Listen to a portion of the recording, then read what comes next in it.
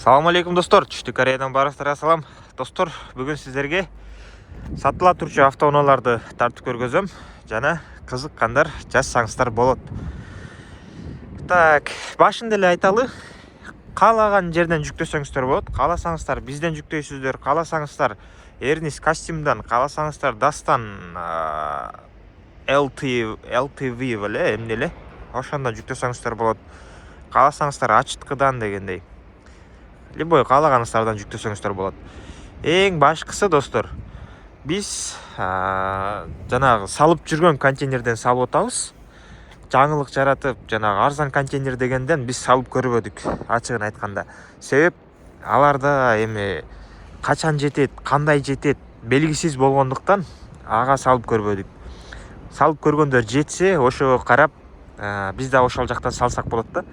Бирок биз салып жүргөн контейнер дагы бир аз түшүрдү баасын. Түшүргөндө мисалы седандар 1800-дүн тегерегинде туура келип калат экен. Жанагы YouTube'да же болсо Instagram'да айтып атат 1300дөн биздики депчи.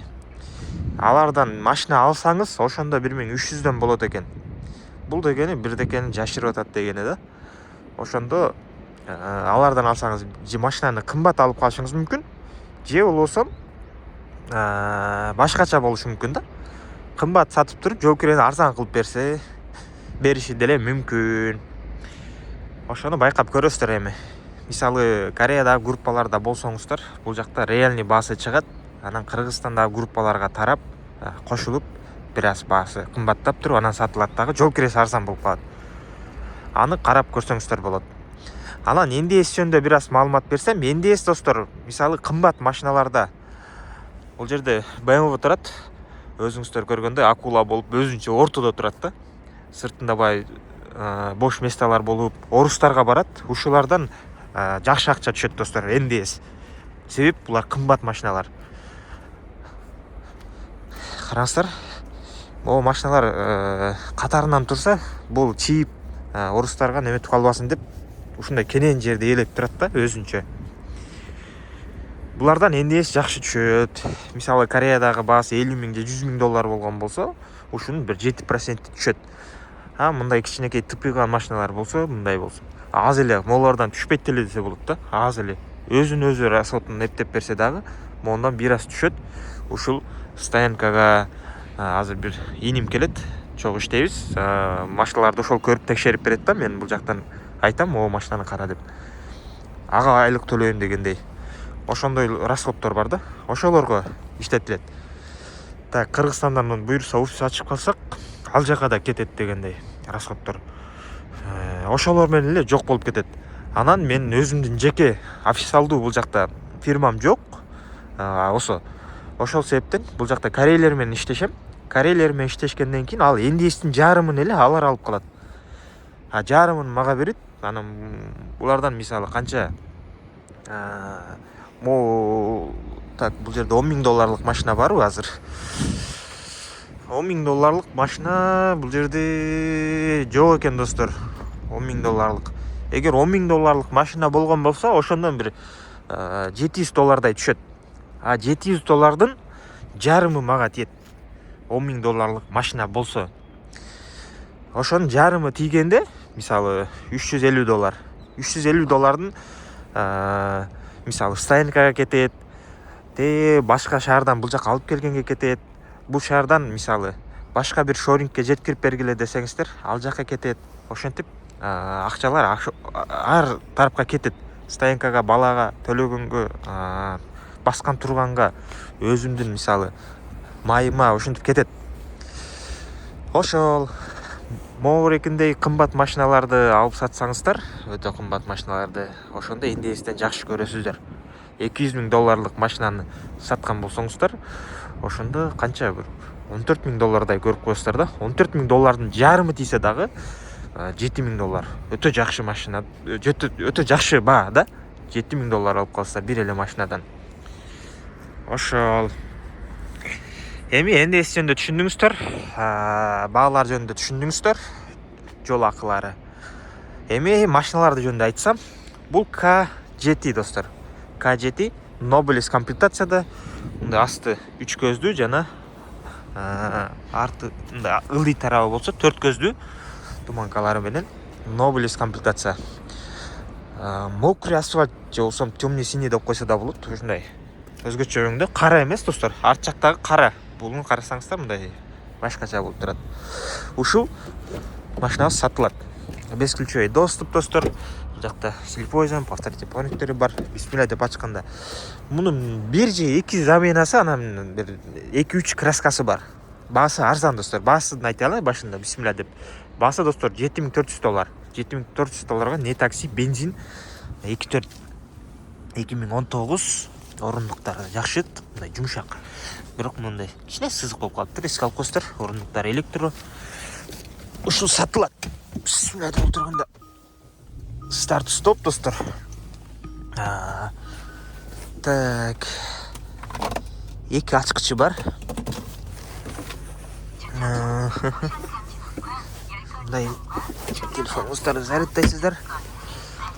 Подогрев, обдув, электроручник, автохолд, драйв мод дагы бар. Подогрев руля, парктрониктер жана видео көзөмөл дагы бар.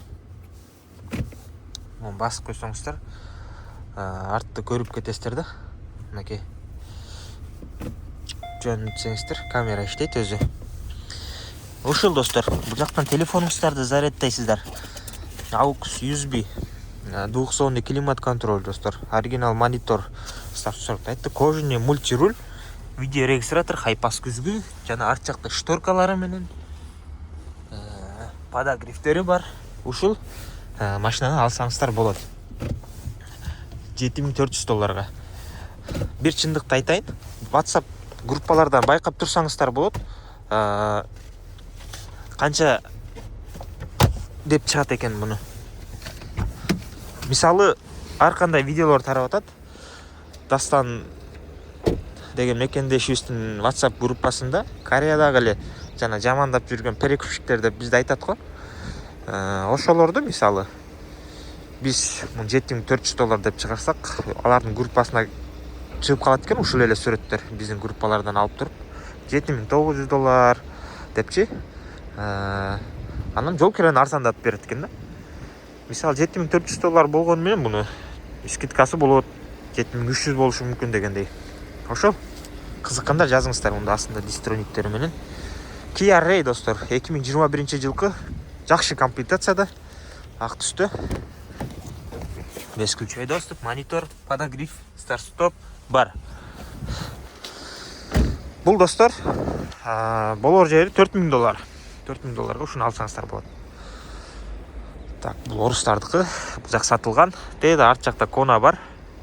Дизель, комплектация өтө жакшы. Дизель ал деген баасы канча эле? $6700 ошондой. Булар сатылган, портерлер сатылган. Катерилер булар дагы Орусияга барат. Орусиядан такси кызматына барат катерилер. Бул жерде 4 штук бар катерилер. Булар бүгүн эртең келип алып кетет орустарга. Мындайча айтканда, Россиядагы СНГдан барган кишилерге да, орустардын өзүнө эмес. Бул сатылган, бул жана катеринин бирөөсү. К5 $7200. Тетик жерде гибрид Гренжик бар, гибрид. Анын баасын азырынча тактап туруп эсептеп туруп чыгып айтабыз. Видеосу өзүнчө болот. Автовышка сатылган.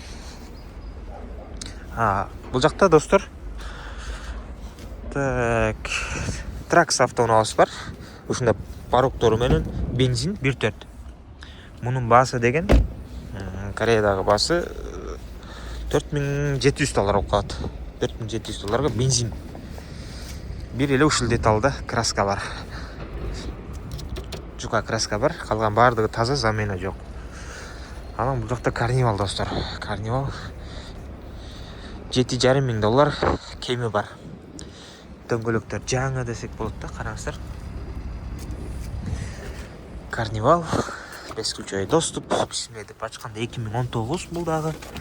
Орундуктар ушундай кичине титилип калган, мындай сызык болуп. Анан моундай неме кой салып коюптур. $200 77 000 оригинал пробегте. Монитор бар, климат контрол бар, старт стоп бар, ачкычы бар, подогревтери бар дегендей. Видео регистратор бар. Бул да сатылат. Айтып кеткендей эле, мунун баасы $7,500 кеми бар. Арт жакта мындай подогревтери бар. Ошол кызыккандар жазсаңыздар болот. Жылдырып коелу. Ушундай достор. К7-ди могу эжекебиз айдаган. Булардын номерлери тапшырылды. Мунун достор замена жок, краска бар. Арткы эки крылада краска бар, анан могул эшикте бар. Ошондо 3 деталь краска, замена жок. Кара түстө 2019 22 дизель жазсаңыздар болот. Жылы эски Spark'тан бар достор, $2,500. Арзан баада түшөт сиздерге. Комплектациясы жакшы.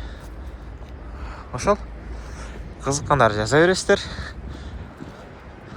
Бул жакта инибиз келди. Азыр сүрөткө тартып, бүт видеолорду обзор кылып туруп, анан чыгарат достор. WhatsApp группага клиенттерге жиберет.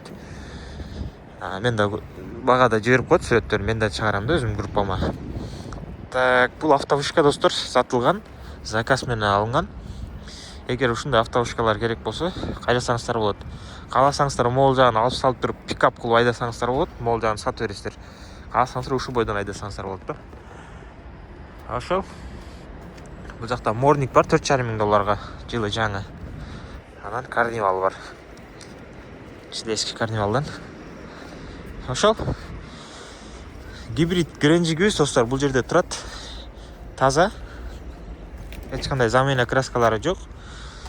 290 000 пробег. 360 камера, бүт бардыгы бар буйруса. Панорама жок болгону. Калганы бар. Кызыккандар жазыңыздар достор. Буйруса дагы Rexon пикап келет. Эртең бир күн тетиңдей Trax'тан дагы экөө келет. Spark ушундай Spark доставкада иштеген Benderден 5 келет дегендей. Кызыккандар жазсаңыздар болот. Автоунаалар наличие сиздерди күтөт. Барыңыздарга ден соолук жана ийгилик жазыңыздар. Салам алейкум.